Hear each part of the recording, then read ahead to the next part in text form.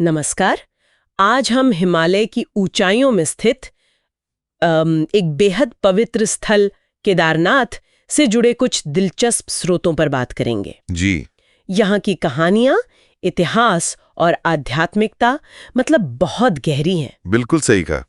हमारे पास जो जानकारी है उसमें महाभारत काल की घटनाएं हैं, प्राचीन ऋषियों की तपस्या है और मंदिर का पुनर्निर्माण, और हाँ, हाल की एक चमत्कारी घटना भी। हाँ, तो चलिए इन स्रोतों के जरिए केदारनाथ के महत्व को थोड़ा और समझने की कोशिश करते हैं। तो हमारा मकसद है इन कहानियों के मुख्य बिंदुओं को समझना और ये जानना कि आखिर ये स्थान इतना पूजनीय क्यों है। शुरुआत करते हैं पांडवों से जुड़ी कहानी से।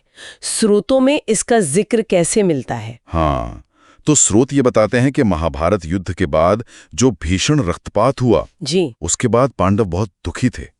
मतलब अपने ही रिश्तेदारों को मारने का पाप, उससे मुक्ति चाहते थे। अच्छा। तो इसी पश्चाताप में वे भगवान शिव से क्षमा मांगने हिमालय पहुंचे। लेकिन कहते शिव उनसे नाराज थे, आसानी से दर्शन नहीं देना चाहते थे, है ना? बिल्कुल बिल्कुल, वो रुष्ट थे। तो पांडवों से बचने के लिए उन्होंने एक बैल का रूप ले लिया। बैल का रूप? हाँ, और वो बाकी जानवरों के झुंड में जाके मिल गए। लेकिन पांडवों में जो भीम थे, उन्होंने पहचान लिया। हाँ, उन्होंने पहचान लिया। और जैसे ही भीम ने बैल रूपी शिव को पकड़ने की कोशिश की, शिव जमीन में धंसने लगे, मतलब अंतर्धान होने लगे। अच्छा। और तभी वो हुआ, भीम ने झपट कर बैल की पीठ यानी कुबड़ उसको पकड़ लिया। हाँ, तो शिव का बाकी शरीर तो विलुप्त हो गया, पर वो जो कुबड़ वाला पत्थर का रूप था वो वहीं रह गया। और वहीं आज केदारनाथ मंदिर है। जी हाँ, उसी स्थान पर। और इसी से पंच केदार की कहानी भी जुड़ती है वैसे। हाँ, बताइए उसके बारे में थोड़ा। माना जाता है कि शिव के शरीर के बाकी हिस्से, जैसे भुजाएं, मुख, नाभि, जटाएं, वो हिमालय में 4 और जगहों पर प्रकट हुए हैं। अच्छा। केदारनाथ को मिलाकर ये 5 स्थल पंच केदार कहलाते हैं। तो ये पूरी कहानी एक तरह से पश्चाताप और भगवान की खोज का प्रतीक है। ये तो हुई पांडवों की कहानी। स्रोतों में एक और प्राचीन कथा का जिक्र है, ऋषि नर और नारायण की तपस्या का। वो कैसे जुड़ती है इससे? हाँ, वो भी बहुत महत्वपूर्ण है।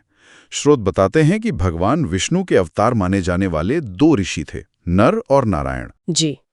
उन्होंने इसी जगह पर, मतलब केदारनाथ में, सालों तक बहुत कठोर तपस्या की। और उनकी इस तपस्या का फल क्या मिला?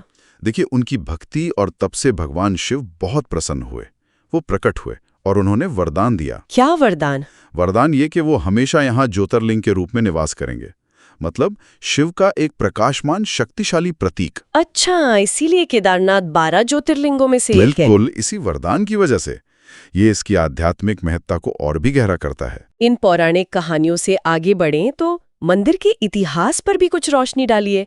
जैसे एक दौर था जब ये मंदिर शायद गुमनाम सा हो गया था। हाँ, ऐसा जिक्र मिलता है। स्रोत कहते हैं कि एक लंबा समय ऐसा था जब मंदिर सैकड़ों साल तक बर्फ के नीचे दबा रहा, मतलब लोगों की स्मृति से लगभग ओझल हो गया था। फिर 8वीं शताब्दी में आदि शंकराचार्य वहां पहुंचे। और उन्होंने क्या किया? उनका क्या योगदान रहा? उनका बहुत बड़ा योगदान है। उन्होंने न सिर्फ इस मंदिर को फिर से खोजा, बल्कि उसका बड़े पैमाने पर जीर्णोद्धार भी करवाया। अच्छा। आज हम मंदिर का जो स्वरूप देखते हैं, उसे इस रूप में लाने और संरक्षित करने का श्रेय काफी हद तक आदि शंकराचार्य को ही जाता है। ये मंदिर के इतिहास का एक अहम मोड़ था। और अब आते हैं बिल्कुल हाल के इतिहास पर, जिसका जिक्र आपने शुरू में किया था, 2013 की वो भयानक बाढ़। हाँ, वो तो एक मतलब प्रलय जैसी थी। केदार घाटी में जो तबाही हुई वो अविश्वसनीय थी। जी। हजारों जानें गईं, पूरा इलाका तहस-नहस हो गया।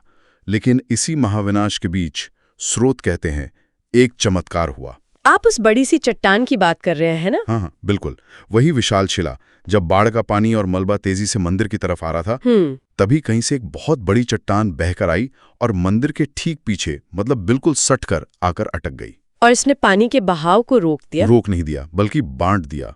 उसने पानी और मलबे के बहाव को 2 हिस्सों में चीर दिया, जिससे पानी मंदिर के किनारों से निकल गया और मंदिर सीधे चौकी से बच गया। इसी को आज भीमशिला कहते हैं, क्यों? हाँ, बिल्कुल, लोग इसे भीमशिला कहते हैं और इसे एक दैवीय हस्तक्षेप, एक चमत्कार मानते हैं। सही। ये घटना मतलब आधुनिक समय में हुई, इसने लोगों की आस्था को और मजबूत किया है। तो इन सभी स्रोतों को अगर हम साथ में देखें, पांडवों की कथा, नर नारायण की तपस्या, आदि शंकराचार्य का पुनर्निर्माण और फिर 2013 का ये बचाव, ये सब मिलकर केदारनाथ को सिर्फ एक पौराणिक स्थल नहीं बनाते, इतिहास आस्था और एक तरह की अटूटता मतलब रेजिलियंस का प्रतीक बन जाता है। बिल्कुल, ये सारे पहलू मिलकर ही इसे इतना अद्वितीय बनाते हैं। आप देखिए, यहाँ प्राचीन मान्यताएं हैं और साथ ही आंखों देखी वास्तविक घटनाएं भी हैं, जैसे 2013 वाली। हाँ, ये दोनों चीजें मिलकर यहाँ आने वाले श्रद्धालुओं की श्रद्धा को और भी गहरा कर देती हैं। ये सोचना भी कितना दिलचस्प है कि कैसे, देखिए, पौराणिक कथाओं में भीम की शक्ति का जिक्र है ना? हाँ, और फिर इस हालिया घटना में एक चट्टान, जिसका नाम भी लोगों ने भीमशिला रख दिया, वो रक्षा करती है। सही। मतलब पौराणिक शक्ति और प्रकृति की वास्तविक शक्ति दोनों जैसे एक ही जगह पर नजर आती है। ये हमें आस्था और जो भौतिक सच्चाई है उसके बीच के रिश्ते पर सोचने को मजबूर करता है। बिल्कुल, एक गहरा संबंध है वहाँ।